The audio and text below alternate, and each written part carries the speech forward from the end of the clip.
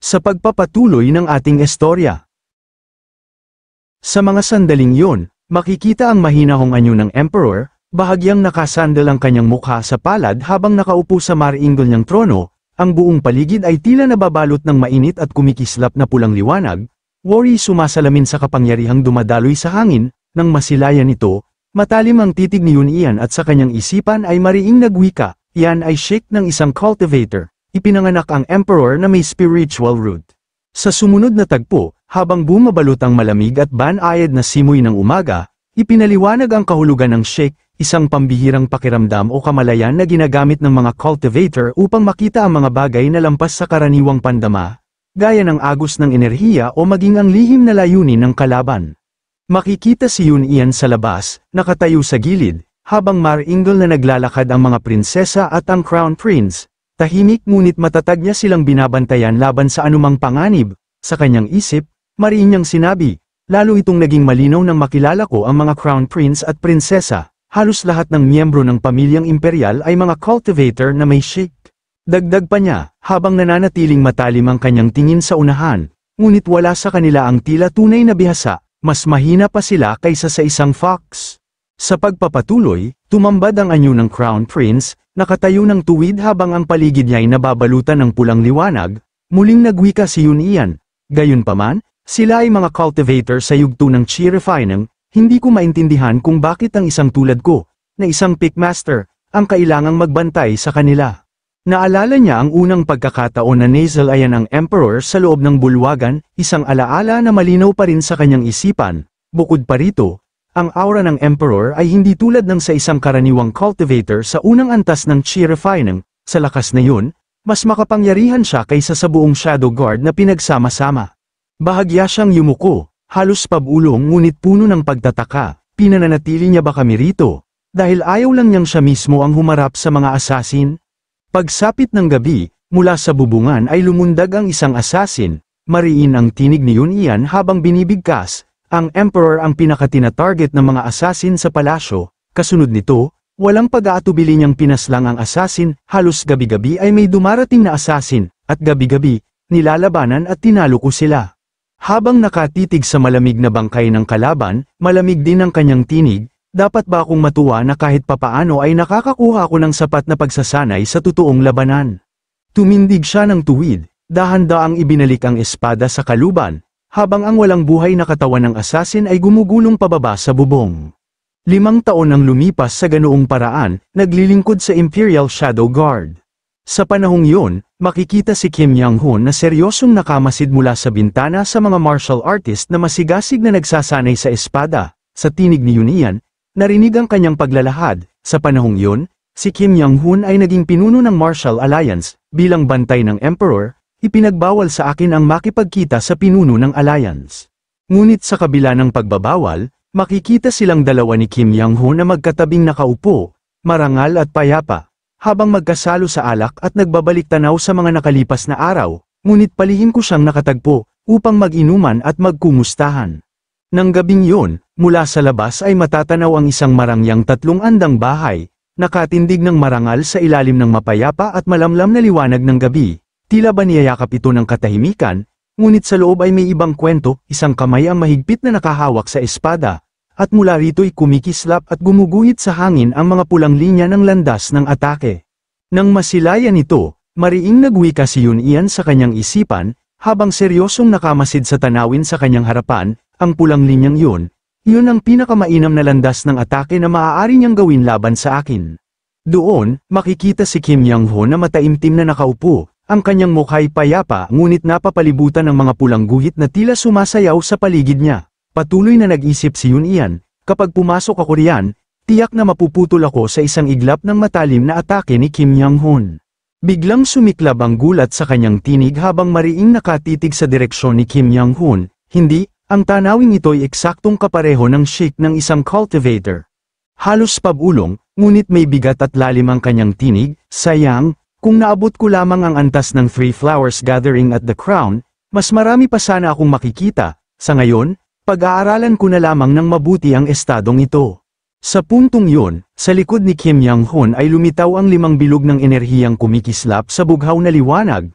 Mariing wika ni Yun, Hindi ko palubos na maunawaan, ngunit tiyak na ito'y may kaugnayan sa pagmaster ng sword threads. Hindi nagtagal, biglang bumuga ng bughaw na enerhiya mula sa bibig si Kim Young-hun. Sa isang iglap, umiling siya ng mariin at unti-unting nagbago ang hubog ng kanyang katawan. Mula sa labas, sumilay ang gintong liwanag na nagmumula sa loob ng silid.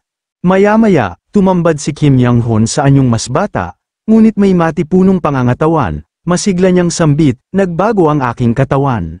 Mahina hong tugon ni Yun Ian, binabati kita, nabawi mo ang iyong kabataan.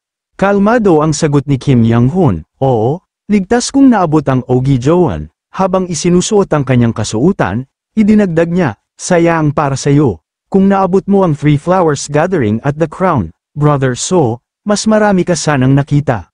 Agad namang tumugon si Yun Ian, payapa ang tinig, iniisip ko rin yun. Ngunit ano pa nga ba ang magagawa ko? Kulang pa ang aking antas. Sumagot si Kim Young-hun habang nakatingin sa mga librong nakalatag sa sahig. Gayunpaman, tiyak na nakatulong ito sa iyo, iuwi mo at pagnilayan. Makalipas ang ilang sandali, sa ilalim ng malalim at tahimik na gabi, mariing wika ni Yun Ian, Brother Kim, marahil ay nakatagpo ka na ng ilang cultivator nitong mga nakaraang araw.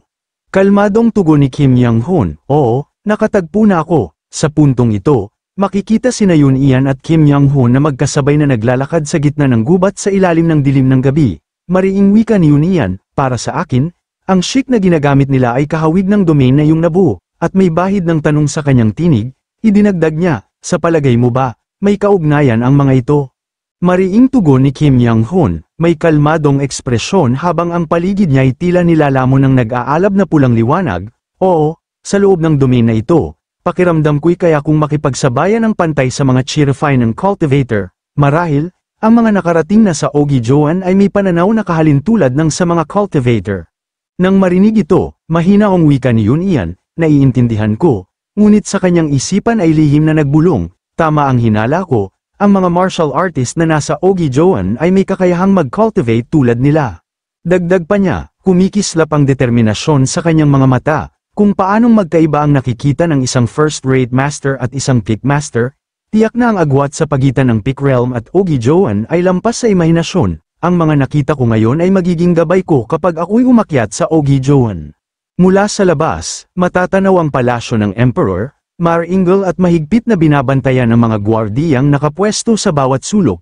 Kasabay nito, mariing isinalaysay ni Yun Ian, noong araw na yon, matapos matuto mula kay Kim Young-hun, bumalik ako sa palasyo. Makalipas ang ilang araw, makikita si Yun Ian sa loob ng silid, nakatayo ng tuwid, habang mula sa itaas ng bubong ay lihim siyang minamasdan ng isang assassin, ngunit agad niya itong namataan, at mariing sambit, isa na namang assassin. Dagdag pa niya, matalim ang tingin habang hinuhugot ang espada, isang pick master. Sa isang iglap, isang matulis na bagay ang bumulusok patungo sa kanya, ngunit mabilis niya itong naiwasan. Dahilan upang tumama ito sa pader, sa kanyang isipan, mariin niyang sinabi, batay sa kanyang aura, kakapasok pa lamang niya sa Peak Realm. Hindi pa doon natapos ang laban, mabilis na tumalon ang kalaban, sumugod gamit ang espada, sinalubong ito ni Yun Ian, sinalag ang unang atake at sinabayan ang sunod-sunod na hampas ng assassin. Sa gitna ng sagupaan, may bahid ng pagtataka sa kanyang tinig habang iniisip, kakaiba. Naalala niya si Kim Young-hun, dapat nakatutok ako sa laban na ito, ngunit hindi maalis sa isip ko ang imahe ni Kim Young-hun nang maabot niya ang Ogi Joan. Sa sandaling yun, mariing tinitigan ni Yun Ian ang espada sa kanyang kamay at nagwika, ano nga ba ang sword chi? Patunay ito na naabot mo ang pagkakaisa ng espada at katawan, ang gitnang yugto ng pagiging isang first-rate master. Sa Peak Realm, lagi mong nakikita ang pinakamainam na landas, hanggat sinusundan mo ito. Hindi kailanman mawawala ang iyong sword chi. Patuloy niyang sinabi habang nag-uumpugan ang kanilang mga espada, ang pinakamainam na landas na nakikita ko ay siyang sukdulang hangganan ng aking sword art, ang sword chi ay ang aking sword art na pinagsama sa aking katawan, itinulak sa sukdulan, ang sword art ay ang sword chi. Biglang nanlaki ang kanyang mga mata, tila may napagtanto, mariin niyang sambit, iyan ang akala ko hanggang ngayon, teka, hindi, may hindi tugma. Patuloy na sambit ni Yun Ian habang inaalala ang nakaraan, ang panahong naging Jiangshi o zombie si Kim Young-hun, kung ganoon, kahit ang mga Jiangshi na kontrolado ng mga cultivator, hindi ba't dapat ay kaya rin nilang gumamit ng sword chi kung matututo sila ng sword arts? Sa puntong ito, mataman ang tingin ni Yun Ian sa assassin na mabilis na sumusugod. Sa kanyang isipan, mariin niyang sinabi, ang sword chi ay hindi lamang basta sword art, ang sword chi ay, naiintindihan ko na. Kahit na ito'y isinilang mula sa sword art, ang tunay nitong ubod ay ang kalooban ng isang martial artist.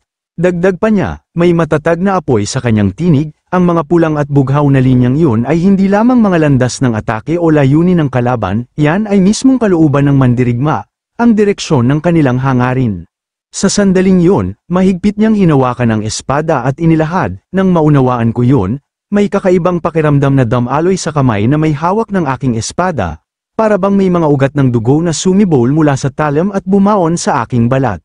Mabilis na tumalon ng assassin, nagpakawala ng matinding atake patungo kay Yun Ian, ngunit hindi siya natinag, yumuko siya, iniunat ang espada, at sa isang iglap ay pinakawalan ng isang nakamamatay na hiwa upang salubungin ang atake, sumabog ang hangin sa lakas ng banggaan, at nanlaki ang mga mata ng assassin.